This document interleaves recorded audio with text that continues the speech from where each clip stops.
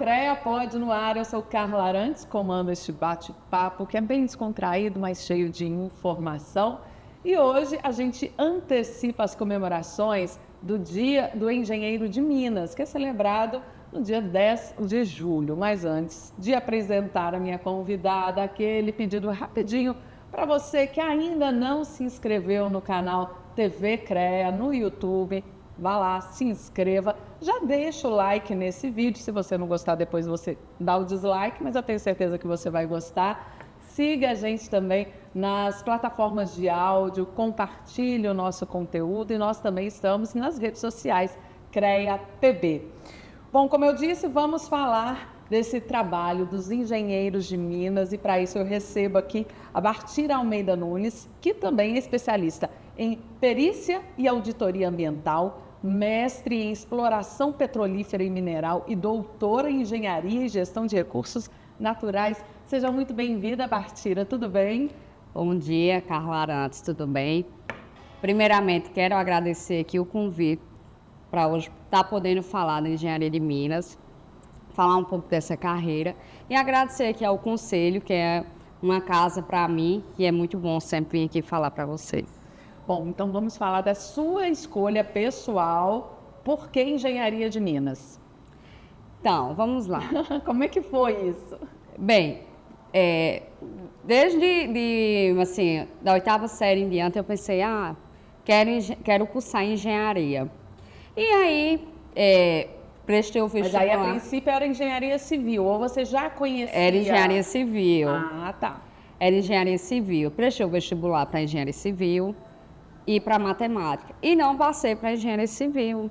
Passei para matemática, mas o foco era transferir para engenharia. E aí surgiu a oportunidade de transferir para engenharia de Minas, conheci, vi o que era que o profissional faria. Eu disse, não, agora eu vou transferir para engenharia de Minas. Não quero saber o que é que a engenharia civil atua. Agora eu vou seguir para engenharia de Minas. E aí fiz a transferência para engenharia de Minas, fui cursando as disciplinas, fui vendo como era a profissão e ali embarquei nessa jornada que eu sou apaixonada. E o que te encantou, então, nesse trabalho dos engenheiros de Minas? Porque a engenharia de Minas ela está em todo lugar, né? Tanto que quando as pessoas dizem assim, o que é que o engenheiro de Minas faz? Primeiro, a sua casa ela é formada por recursos minerais, que são extraídos pelos engenheiros de Minas. A areia, ela vem dos recursos minerais, é um recurso mineral. O calcário que produz o cimento, o tijolo que faz a sua telha. Então, assim, o tijolo não. A argila que faz o tijolo, que faz a sua telha, isso tudo são recursos minerais que são coisas que as pessoas não conhecem, mas que você está sempre rodeado disso. É verdade, da mineração. A gente não pensa por esse lado. Água mineral. Você bebe água mineral, Sim. Carla, não é isso? É um recurso mineral e é extraído pelos engenheiros de Minas.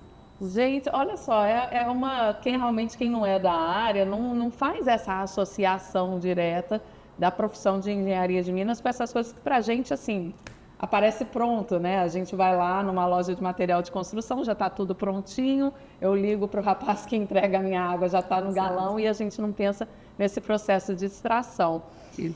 E você, como a gente estava até comentando antes de começar a nossa gravação, você investiu nessa carreira acadêmica, né? Você foi de pesquisa, você saiu da graduação, já fez o mestrado, especialização, doutorado. E como foi a sua linha de pesquisa? Por onde você enveredou no seu trabalho? Então, Carla, hoje eu vejo que só uma graduação ela não é mais o suficiente. O mercado está cada vez mais exigente, então a gente precisa ter uma especialização, a gente tem que estar se qualificando, mesmo que a gente não busque a carreira acadêmica, então a gente tem que buscar se qualificar. Então, quando eu já estava na graduação, eu comecei a pensar, não, eu tenho que começar a me preparar para a saída para o mercado de trabalho, se eu vou seguir carreira acadêmica, se eu vou para a indústria, e eu comecei a me preparar para os dois, né? Eu tive essa oportunidade na universidade de me preparar tanto para a carreira acadêmica quanto para ir para a indústria. E assim fui trilhando esses caminhos. Então, paralelamente, você trabalhava numa indústria e fazia a pesquisa do mestrado? Isso foi acontecendo, né? Então, quando eu finalizei a graduação, eu já passei para o mestrado. Mas só o mestrado para mim ele não estava só o suficiente, eu ainda queria fazer uma especialização, então fui fazendo a especialização junto com o mestrado e trabalhando na indústria. Estudiosa ela. Não, fui me esforçando, né? Porque a gente vai vendo as necessidades, aquilo que a gente precisa e se qualificando, porque o mercado, como eu disse, ele vai ficando cada vez mais exigente e a gente realmente precisa se qualificar para isso. E aí, emendei, terminei a especialização, terminei o mestrado, aí já imediatamente passei no doutorado e assim fui trilhando esse caminho. E hoje, de que forma você aplica tudo isso que você aprendeu nas suas pesquisas? Repetindo as áreas aqui que a Bartira estudou: perícia e auditoria ambiental, exploração petrolífera e mineral e gestão de recursos naturais. Então, Carla, o que acontece? Ao longo do tempo, com as minhas especializações, ela foi me proporcionando a chegar em lugares que me exigiam esse tipo de currículo. Eu trabalhei um tempo na SUDEMA, que é o órgão ambiental aqui do estado, então a minha especialização ela já me permeou trabalhar no órgão ambiental do estado, que era especialização em perícia e auditoria ambiental. E aí, como eu fui agregando na minha carreira, na minha formação acadêmica, isso tudo me permeou chegar hoje até o Exército. Então, levando toda a minha especialização em perícia e auditoria ambiental, na engenharia e gestão de recursos naturais, que isso é algo também que o Exército ele exige muito. A gente está sempre ligado também com as questões ambientais. Então, toda essa minha formação, ela me trouxe até hoje, onde eu estou aqui como engenheira de Minas do Exército Brasileiro. Pois é, quem nos acompanha pelo YouTube pode perceber que a Bartira está aqui vestida fardada, com a farda do Exército. Aliás, eu não sei nem se eu deveria estar te chamando de tenente, oficialmente, me perdoe, mas ela é tenente temporária do Exército. E também aí eu pergunto por que essa escolha da carreira militar, ainda que temporária, e como é o trabalho da engenharia dentro do Exército? Então, como eu disse, né, toda essa minha formação me preparou para chegar até aqui. Então, quando eu estava ainda na graduação, eu conheci o trabalho do Exército, voltado para a engenharia de Minas, e eu sempre fui dizendo, um dia eu quero fazer parte do corpo militar dessa instituição. E aí fui me preparando para chegar até aí. Teve o processo seletivo do Exército, que também é bem importante falar sobre isso, assim, não tem aquela escolha entre homens e mulheres, quando a gente vai participar do processo seletivo, é por meritocracia, então é análise curricular, me submeti ao processo seletivo e aí fui aprovada. Bem, atuar nas Forças Armadas me permite atuar em 3 linhas da engenharia de Minas, que é na perfuração de poços artesianos, no desmonte de rocha e na formalização de jazidas. Isso é um ponto bem importante assim, a gente falar sobre isso, sobre a carreira militar junto com a engenharia de Minas, porque nós somos um país que vivemos em missão de paz. Então, a gente hoje, graças a Deus, a gente executa um trabalho social com o adestramento das nossas tropas. Então, na parte de perfuração de poços, a gente atende a demanda da seca aqui no Nordeste, não só no Nordeste, mas em todo o território nacional. Com o desmonte de rocha, nós temos várias obras também que não são tão não são conhecidas, né, assim, bem, que eu poderia dizer, pela população, mas nós temos obras de pavimentação, de duplicação de rodovia, de construção de ferrovia. Então, são obras que elas necessitam de recursos minerais, por exemplo. Se eu tenho uma pavimentação, eu vou precisar fazer aquelas camadas de sublastro, a gente vai precisar de areia, de argila, de cascalho, e tudo isso é extraído pelo engenheiro de Minas. E é um ponto importante falar, se eu vou extrair, uma jazida, ela precisa ser regularizada, tem todas as questões ambientais por trás disso. Então, nós fazemos a formalização dessas jazidas perante a Agência Nacional de Mineração, como qualquer outra empresa de interesse privado, né? Uhum. Mesmo sendo um órgão público, nós, uma instituição pública, nós também se submete a todas isso, seguimos tem toda uma legislação para nós Também, então temos toda a formalização das nossas jazidas. E isso não é só aqui na Paraíba, no Nordeste, é em todo o território nacional. Hoje o grupamento de engenharia, que é a organização militar que eu sirvo, que eu estou atuando, a gente presta apoio para obras no Rio Grande do Norte, no Pernambuco, no Goiás, em Minas Gerais, na Bahia. Então, assim, vários estados, então isso não fica só aqui no Comando Militar do Nordeste, ele expande também para outros comandos de áreas.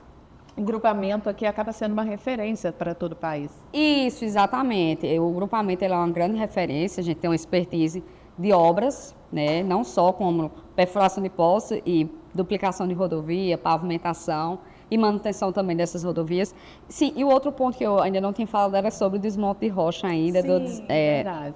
da atividade do engenheiro de Minas, porque quando a gente vai fazer a abertura dessas vias de acesso, a gente vai encontrar maciços rochosos que vão necessitar do desmonte de rocha, né? Só perfurar de qualquer forma, né? A gente também tem que seguir, também obedecendo sempre às questões ambientais, de forma que a gente possa vir mitigar sempre esses impactos ambientais. Então, a gente monta um plano de fogo para que a gente possa se adequar, reduzindo qualquer impacto ali negativo naquela região. E isso, como eu falei, não é só aqui no estado da Paraíba, é todo o território nacional. E aí, casa bem com todas essas linhas que você foi estudando ao longo, né, Isso, da sua vida acadêmica, justamente por isso. Como você sempre reforça da questão da responsabilidade ambiental que o engenheiro tem que ter, né? E aí a gente fala de todas as engenharias, na verdade, porque um trabalho mal feito, ele pode ter um impacto muito negativo. Com certeza. Nós temos todo um cuidado em executar, assim, é como você falou, tudo o que a gente faz, a gente tem que preconizar a perfeição.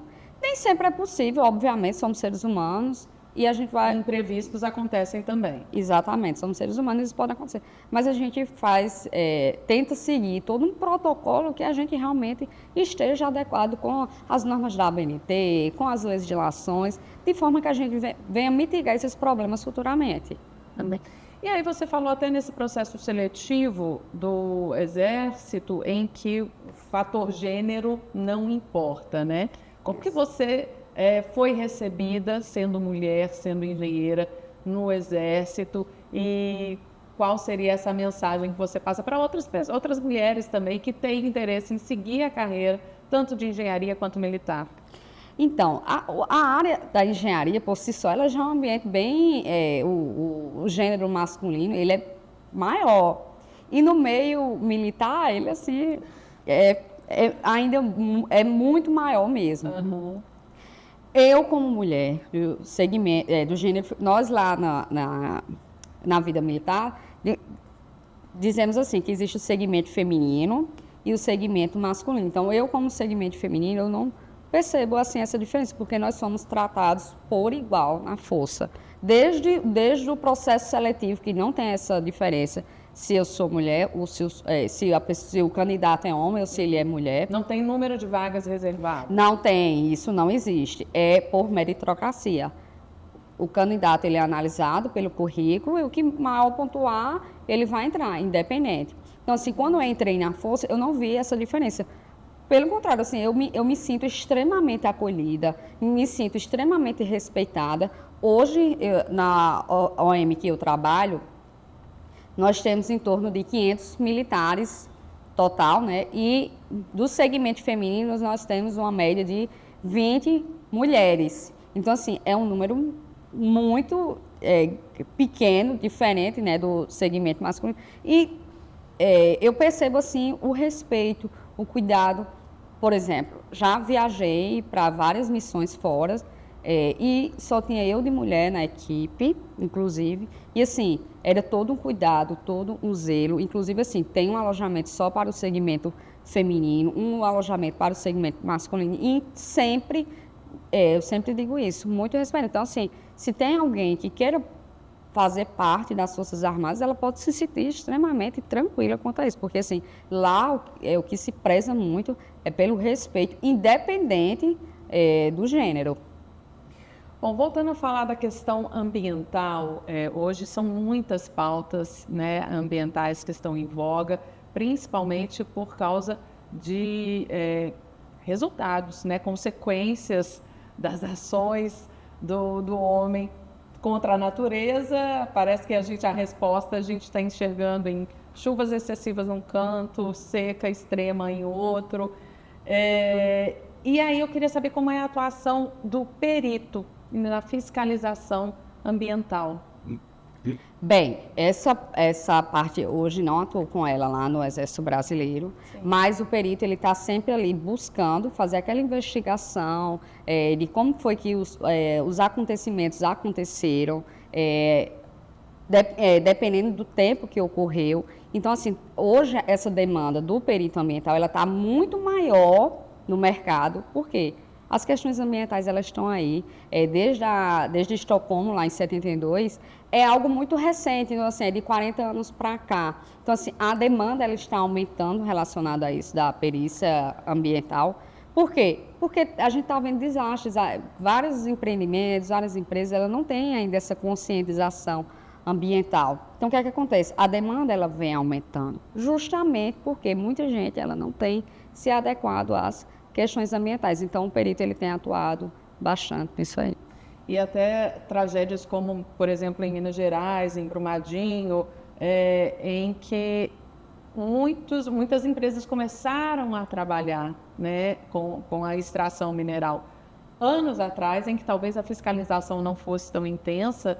E aí o problema é que a consequência demora muito tempo, né? Ela é a médio e longo prazo para acontecer. Então, talvez a empresa, quando começa um serviço de extração hoje, ela precisa ser muito bem iniciada, muito bem planejada e projetada para evitar essa consequência lá no futuro, porque não vai ser começou a extração hoje, a tragédia vai acontecer hoje. Olha, Carla, eu falo muito nessa questão. O meio ambiente, ele é igual assim, uma pessoa quando ela está sendo atacada, ela vai aguentando, aguentando, aguentando. E assim, quando ela chega no limite dela, ela não diz assim, eu vou estourar hoje. Ela não avisa. Ela assim, ela dá uma resposta tremenda, certo? Então é isso que as pessoas não têm consciência. Não, é só um lixinho que eu joguei da janela do meu carro. Não é só um lixinho. Isso vai ter uma resposta daqui a 10, 20, 30 anos, mas assim, a resposta que o meio ambiente dá, ela não é uma resposta simples, ela não lhe avisa. Ela já vai lá e mostra para que veio, porque não é só jogar um papel pela janela do seu carro, não é só um lixo da sua casa que você não separa. Então, as empresas de mineração, elas têm que estar muito bem alinhadas, de acordo com as normas que são exigidas, certo? Com as legislações, porque se você seguir aquilo ali à risca, uma coisa que eu posso até comentar sobre isso assim, é que muitas vezes a empresa ela finge que vai executar aquilo ali, o órgão finge que ele seguiu e segue a vida. Aí quando dá a resposta, aí vai lá, sim, mas assim, por que você não seguiu? Aí falta essa fiscalização. E cada um se exime também da sua responsabilidade, né? Como entendeu? se, eu não sabia que isso podia acontecer, o que é praticamente impossível. Isso. Eu acho que deveria ter uma fiscalização mais rotineira, anual, tipo assim, vamos verificar se a X empresa que apresentou essa documentação, se ela está seguindo aquilo que ela propôs no papel, porque no papel tudo é lindo, diferente é na prática. Então, assim, eu acho que deveria ter isso, realmente uma fiscalização. Em loco, né?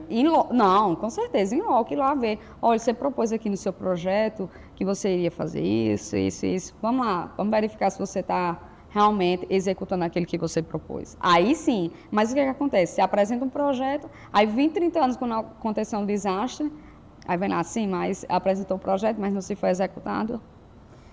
E aí também uma pergunta pessoal, não sei como você vai querer responder, mas eu fico pensando que a questão só a fiscalização também não é eficiente se você não tem a punição adequada daquele órgão, daquela empresa, né? Uma punição exemplar, inclusive, para que você evite a reincidência, porque talvez seja mais barato pagar a multa do que seguir as regras. Então, a pessoa, não, vou fazendo isso, se eu for multado eu pago a multa e depois a gente reverte isso de alguma forma. Falta um empenho também nessa questão de cobrar que as regras sejam seguidas. Isso, exatamente, né? Eu acho que, assim, se fosse a questão, vamos embargar até que se adeque.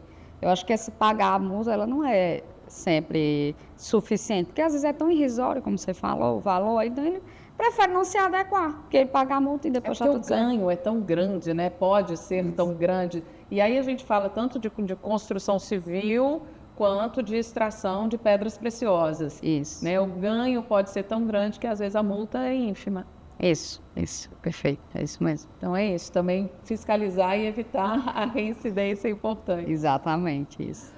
Bom, parceiro, muito obrigada pela sua participação. Eu conversei com a Bartira Almeida Nunes, que é engenheira de Minas. A gente já antecipou aqui a comemoração do Dia do Engenheiro de Minas no dia 10 de julho. Então, parabéns a todos os profissionais dessa área. Parabéns, inclusive, ao Renan Azevedo, que é presidente do CREA-BP, que é um engenheiro de Minas.